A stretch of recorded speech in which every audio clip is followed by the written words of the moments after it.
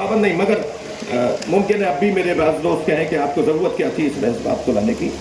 मैंने शायद बाज़ दोस्तों ने कहा भी कि आप ये बात क्या ज़रूरत आई करने की, लेकिन मुझे वो नहीं, ये अजीज़ है। इन बच्चों के, इन जवानों के जहनों में जो गलत फहमी डाली जाती है, वो क्या कहा, किसने कहा, काट पीट कर क्या सुनाया गया। मैं तो इस किताब का जिम्मेदार हूं जिसके बाद 1000 शिया हो चुका है, और इसमें लिखा है कि सैयदा के साथ क्या हुआ। 46 किताबें दिखाई हैं, इसमें अक्स मौजूद हैं। मैं यासूब अब्बास साहब को देके जा रहा हूं। सैयदा के दिफा में तो मेरा ये काम है, वो न जाने आपने क्या सुन लिया।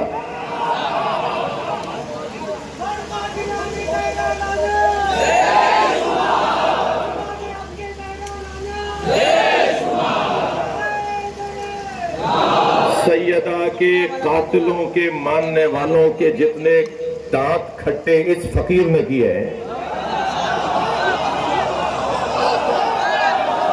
आपके हिंदुस्तान से एक बयान जाता है, शहनशाह हुसैन नकवी की खतरनाक तकरीरें होती हैं। वो यहां का कोई मौलवी साहब है, और क्या खतरनाक तकरीरें होती हैं उसकी, रोजाना कोई ना कोई शिया हो रहा है।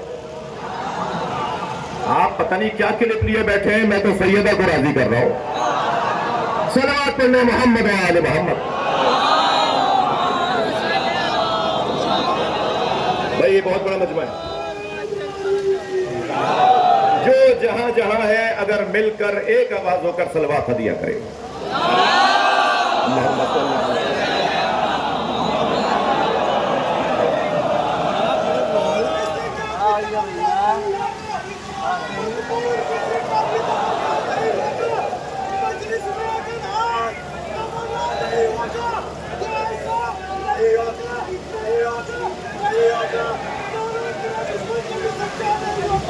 सुनो इसे, सुनो इन्हें, सुनो।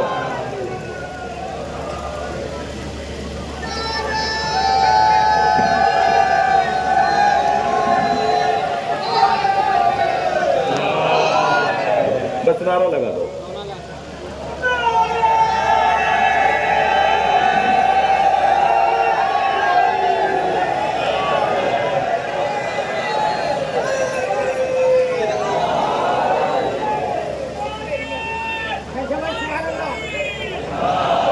मैं फिर कह रहा हूं कि ये किसी के दबाव में आके बात नहीं की है। दबने वाला वैसे अली वाला नहीं होता। जब हम उनसे नहीं दबते तो तुमसे क्या दबेंगे। जिनके हालात खराब कर दिए हमने।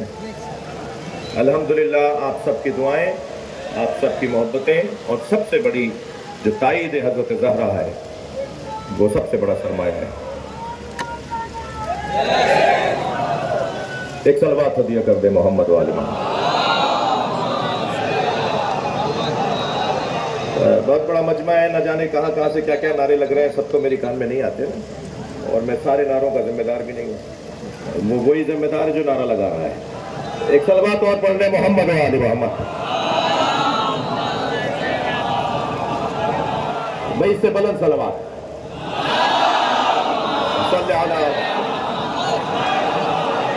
भाई मीर अनीस की कब्र तक आवाज पहुंचे सलवात की।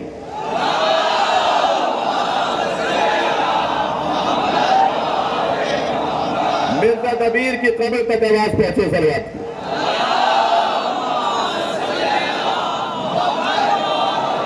और खतीब अकबर की कब्र तक आवाज पहुंचे सलवात की।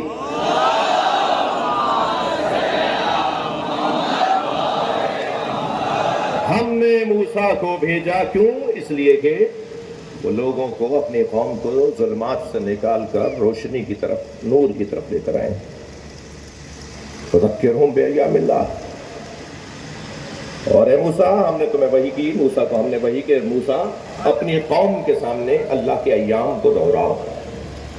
भैया अल्लाह के अय्याम, मेरे और आपके अय्याम तो समझ में आते हैं, हमारे जो दुनिया में आए हैं उनके अय्याम तो समझ में आते हैं। अल्लाह के अय्याम का क्या मतलब है? अल्लाह तो अज़ली और अबदी है। अल्लाह तो लम यलिद वलम यूलद है। जिस दिन अल्लाह समझ में आता है, जिस दिन अल्लाह मानना मजबूरी हो जाएगी, जिस दिन, मैं हिंदू बिरादरी से बात कर रहा हूं, जिस दिन अल्लाह को मानना, कौन सा अल्लाह? وہ اللہ جو مصطفیٰ نے سمجھایا، اپنے ہاتھ کا اللہ نہیں، اپنی پسند کا اللہ نہیں، وہ اللہ جو علی نے سمجھایا، وہ اللہ جس کی کنیز خاص فاطمہ زہرا ہے.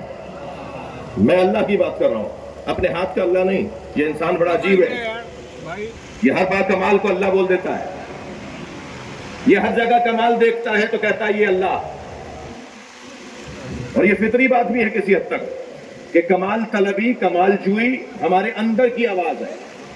کسی کے نزدیک کمال علم تو اہل علم سے وہ دوستی، کسی کے نزدیک کمال شجاعت تو وہ بہادروں سے دوستی کرتا ہے، کسی کے نزدیک کمال حسن ظاہری تو حسینوں کے دروازے پر، کسی کے نزدیک کمال سخاوت تو وہ سخیوں سے دوستی کرتا ہے، کسی کے نزدیک کمال کرسی منصب تو اہل منصب سے، کسی کے نزدیک کمال شہرت تو وہ مشاہیر سے دوستی کرتا ہے. اللہ نہیں چاہتا تھا کہ لوگ در در کی ٹھوکریں کھائیں، اللہ نے ایک ہی گھر میں سارے کمال رکھ دیے. یہ جو کمال طلبی ہے نا، تو جس کو دیکھا اسے یعنی باکمال دیکھا اس کے آگے جھک لیے.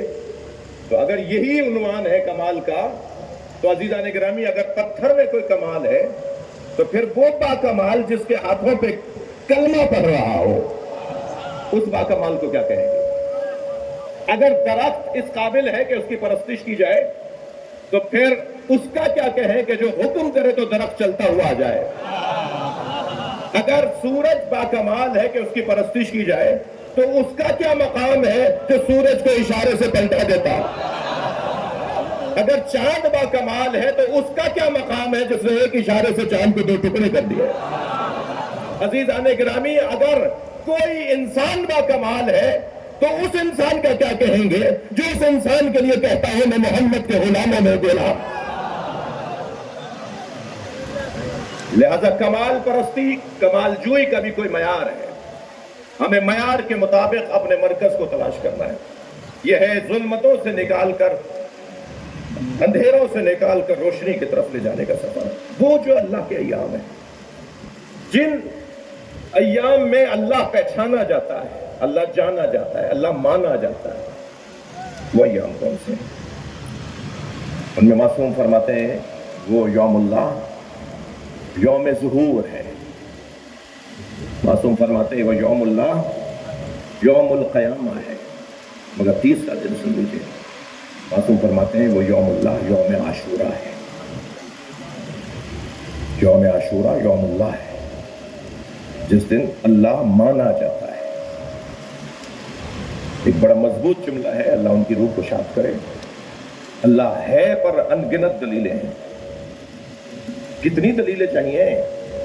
اللہ ہے پر ان گنت دلیل ہے، مگر سب سے بڑی دلیل اللہ ہے پر عصر عاشور حسین کا اطمینان. یہ اللہ ہے. رخسار سرخ ہو رہے تھے امام حسین کے، رخساروں کی سرخی اطمینان قلب کی علامت. چہرے کا پھیکا پن اور یہ رخساروں کی سرخی اور بڑھتی چلی گئی جب میرے مولا نے لاشوں پر